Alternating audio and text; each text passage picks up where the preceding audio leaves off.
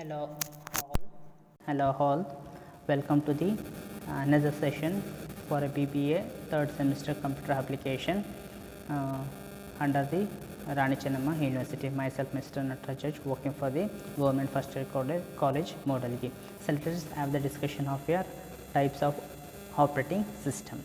Let's continue with the session. So we came across different types of operating system. So now we will have the brief details regarding your multiprocessor operating system. So in case of your multiprocessor operating system, there will be several processor which will be sharing the common memory, right? And usually, so this common memory will be a platform for the processor to execute each of the task. So multiprocessor system provides an high computing power and also the speed. So multiprocessor system, all processor lie under the single operating system. So usually multiprocessing operating system, best example andre we can take up your mobile phones.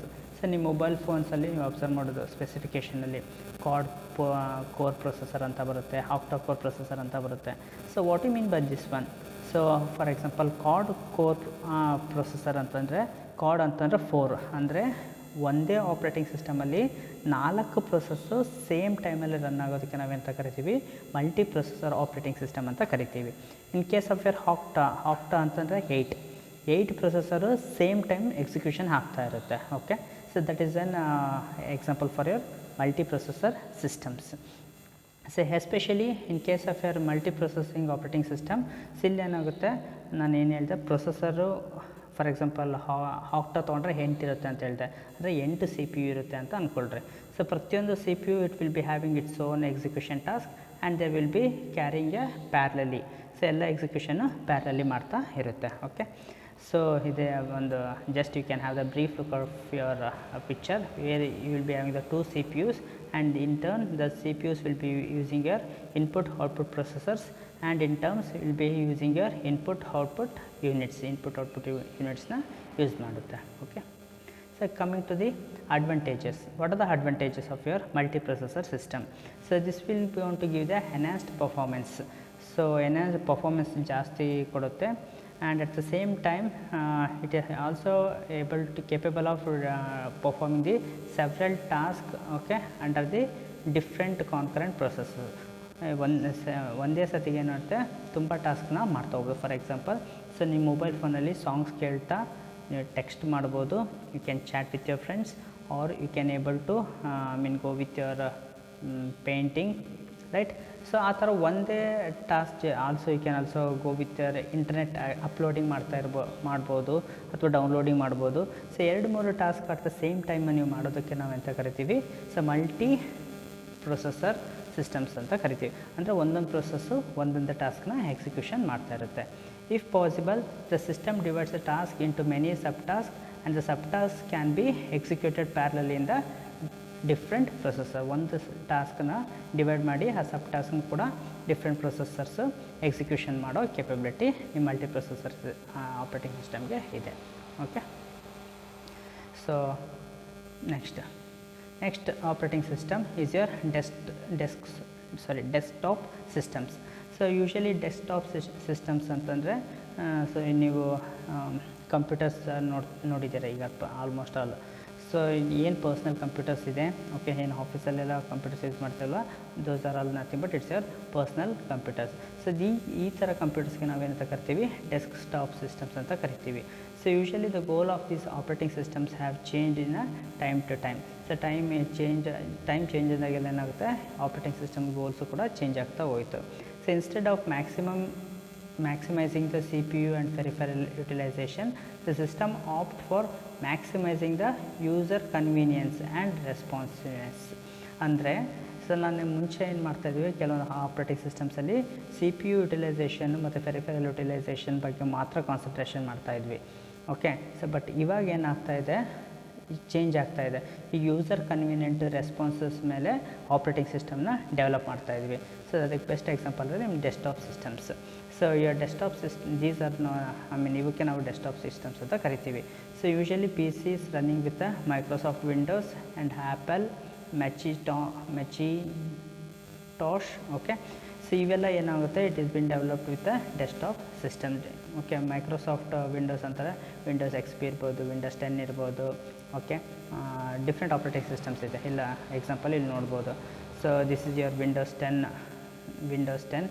So this is your Linux operating system, this is your Mac operating system, right? So these operating systems are known as an desktop systems. So coming to the disk operating system. So disk operating system, it has been first introduced and designed by your Tim Patterson in the year 1980. So 1980 ನಲ್ಲಿ ಈ particular scientist ಎಲ್ಲಿ design ಮಾಡಿದ್ರು, Seattle computer ಪ್ರಾಡಕ್ಟ್ಸಲ್ಲಿ 1980ನಲ್ಲಿ design ಮಾಡಿದರು. So especially ಈ operating system ಏನಂತ ನೇಮಿಡಿದ್ರು, initially quick and directive operating system ಅಂತ ಕರೆದ್ರು. So based upon operating system, so hard disk drive is been termed as an disk operating system. ಅಂದರೆ ಈ operating system which runs from the hard ಡಿಸ್ಕಿಂದ run ಮಾಡೋದ್ರಿಂದ, so ಇದಕ್ಕೆ ಈ operating ಸಿಸ್ಟಮ್ಗೆ ಏನಂತ ಕರೆದ್ವಿ, disk operating system is DOS ಅಂತ ಕರೆದ್ವಿ. So usually this is referred as a specific family of a disk operating system. ಅಂದರೆ ಡಿಸ್ಕ್ ಫ್ಯಾಮಿಲೀಸಲ್ಲಿ ಈ ಆಪ್ರೇಟಿಂಗ್ ಸಿಸ್ಟಮ್ ಬರುತ್ತೆ. So coming to the advantages, we have direct access to the BIOS and underlying hardwares. ಈ advantage ಏನಂತಂದರೆ, BIOS ಅಂದರೆ basic input output system ಫಂಕ್ಷನ್ಸ್ನ ಡೈರೆಕ್ಟಾಗಿ use ಮಾಡ್ಬೋದು, ಮತ್ತು ಹಾರ್ಡ್ವೇರ್ನು ಕೂಡ ಡೈರೆಕ್ಟಾಗಿ ಕಂಟ್ರೋಲ್ ಮಾಡಲಿಕ್ಕೆ ಈ ಆಪ್ರೇಟಿಂಗ್ ಸಿಸ್ಟಮ್ನ ಯೂಸ್ ಮಾಡ್ತೀವಿ. Due to its size, it will boot much faster, okay, than any window version. So ಇದು ಏನಾಗುತ್ತೆ, ಸೈಜ್ ಚಿಕ್ಕದಾಗಿರೋದ್ರಿಂದ ಈ operating system it is a very fast operating system, but thus it will run in a smaller system. ಇದು smaller ಸಿಸ್ಟಮ್ಸಲ್ಲೂ ಕೂಡ run ಆಗುತ್ತೆ. It is very light weighted, so it does not have a overhead of multitasking operating system. So multitasking operating system burden kuda idikiralla because a light weighted operating system idu. So coming to the disadvantages, no multitasking is supported, multitask ಮಾಡಲಿಕ್ಕೆ ಬರೋದಿಲ್ಲ. So difficult in memory access when addressing more than 640 MB of RAM. ಅಂದರೆ 640 MB ರ್ಯಾಮ್ನ use ಮಾಡ್ತಾಯಿದ್ರೆ memory addressing difficult ಆಗುತ್ತೆ, especially DOS operating ಸಿಸ್ಟಮ್ನಲ್ಲಿ. Next, interrupt levels for hardware needs to be managed by our self. So hardware interrupt ಏನೇ ಬಂದರೂ ಕೂಡ so ಯೂಸರ್ನೇ ಅದನ್ನು ಮ್ಯಾನೇಜ್ ಮಾಡಬೇಕಾಗುತ್ತೆ. Next, automatic IRQ interrupt request, okay, ordering is not supported by the OS. Automatic interrupt request support ಮಾಡೋದಿಲ್ಲ in DOS operating system. Okay, so coming to the client server. So client server, it's one of the largest number of personal computers communicating with a shared servers on a local area network. So local area network ಅಲ್ಲಿ so ಒಂದು personal computer ಇನ್ನೊಂದು personal computer ಜೊತೆಗೆ communication ಮಾಡೋದಕ್ಕೆ ನಾವು client server system ಅಂತ ಕರಿತೀವಿ. So client server ಸಿಸ್ಟಮಲ್ಲಿ ಎರಡು ಥರ ಇರುತ್ತೆ.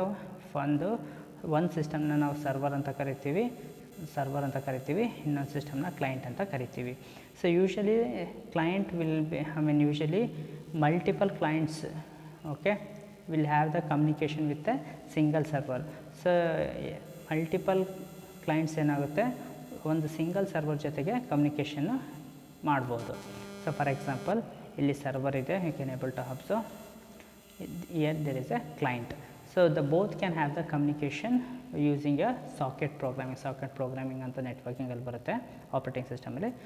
ಸೊ ಈ ಸಾಕೆಟ್ ಪ್ರೋಗ್ರಾಮಿಂಗ್ ಟೆಕ್ನಿಕ್ನ ಯೂಸ್ ಮಾಡ್ಕೊಂಡ್ಬಿಟ್ಟು so client server they can have the communication.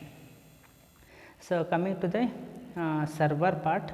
So server part of a client server network is file ಆಗಿರ್ಬೋದು, ಇಮೇಲ್ ಆಗಿರ್ಬೋದು, ಅಥವಾ ವೆಬ್ ಸರ್ವರ್ ಆಗಿರ್ಬೋದು.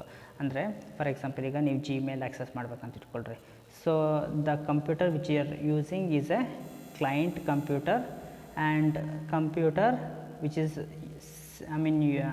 Which is using your Gmail. ಅಂದರೆ ನಿಮ್ಮ Gmail ಅಕೌಂಟ್ ಎಲ್ಲ ಎಲ್ಲಿ ಸೇವ್ ಆಗಿರುತ್ತಲ್ವ ಅದಕ್ಕೆ ನಾವು ಸರ್ವರ್ ಅಂತ ಕರಿತೀವಿ. ಸೊ ಕ್ಲೈಂಟ್ ಅವಾಗ ಏನು ಮಾಡ್ತಾರೆ, they have to log in to that particular website and it will be get connected with the server.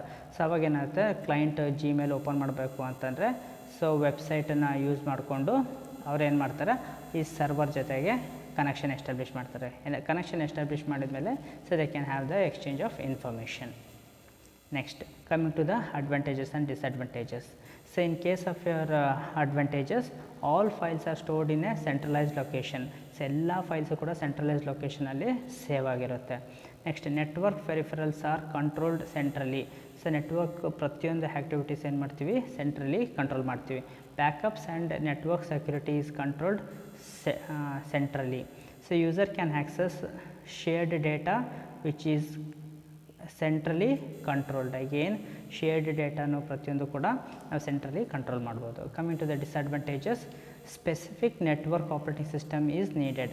So ಇಲ್ಲೇನಾಗುತ್ತೆ, ಈ ಥರ ಇಂಪ್ಲಿಮೆಂಟೇಷನ್ ಮಾಡಬೇಕಂದ್ರೆ ಸ್ಪೆಸಿಫಿಕ್ ನೆಟ್ವರ್ಕ್ ಆಪ್ರೇಟಿಂಗ್ ಸಿಸ್ಟಮ್ನೇ ಯೂಸ್ ಮಾಡಬೇಕಾಗುತ್ತೆ. Server is expensive to purchase. So ಸರ್ವರ್ನ purchase ಮಾಡೋದು ತುಂಬ costlier. Next, specialist staffs such as network manager is needed. So ಈ ಥರ ನೆಟ್ವರ್ಕ್ಸಲ್ಲಿ ನೆಟ್ವರ್ಕ್ ಮ್ಯಾನೇಜರ್ ಅಥವಾ ಸ್ಪೆಷಲಿಸ್ಟ್ ಸ್ಟಾಫ್ಸ್ನ ಯೂಸ್ ಮಾಡಬೇಕಾಗುತ್ತೆ. If any part of the network fails, a lot of disruptions can occur. So ನೆಟ್ವರ್ಕಲ್ಲಿ ಎಲ್ಲರೂ ಏನಾದ್ರು ಪ್ರಾಬ್ಲಮ್ ಆಯಿತು ಅಂದರೆ ಎಂಟೈರ್ ನಿಮ್ಮ ಸಿಸ್ಟಮ್ಮೇ ಕೂಡ ಕರಪ್ಟ್ ಆಗೋಗ್ಬಿಡುತ್ತೆ, ಫೇಲ್ಯೂರ್ ಆಗಿಬಿಡುತ್ತೆ. Okay, so that is an disadvantage of your network operating system. Client server operating system, right? So now we can go for an additional studies. You can refer these books and also the web portals for extra knowledge, right? So thank you one and all.